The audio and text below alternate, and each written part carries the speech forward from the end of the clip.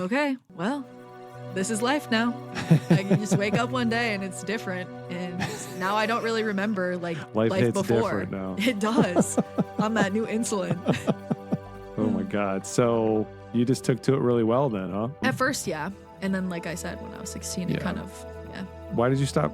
So you were type 1, you're doing the injections and you're done with gymnastics, you're playing basketball. Everything's going well still? I did the injections for a year, and I knew since I was diagnosed, I wanted the pump.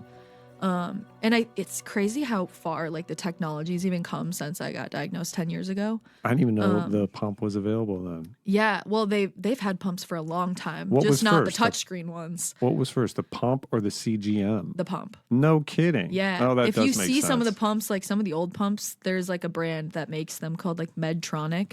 They look like very old and they just look a little different. But those were kind of, I think, the first ones. Gotcha. But they had that available, and then let me clarify. The pump is injecting the insulin for you. Yeah.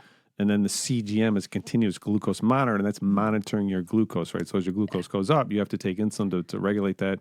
So the pumps were first, so you were getting this automatic insulin thing, which is good. Well, I got both at the same time. I was lucky. They had the CGMs too then. Yeah, but it was very That was like different. brand new, right? It was a giant. They had just like kind of, I think, started it.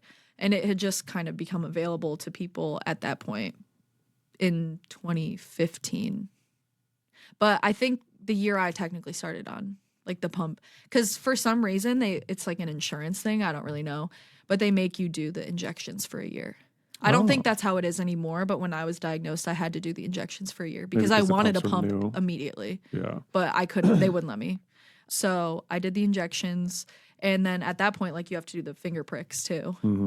Every, like whenever you eat, and then also every so often to just like see what your sugar's at. And I think that's why I had issues with it, because I just was not very disciplined at checking my blood sugar, which is why the Dexcom, like the CGM, has made it so much easier. And it's literally life-changing to a diabetic. How long you had the CGM? So I got that around the same time as the pump.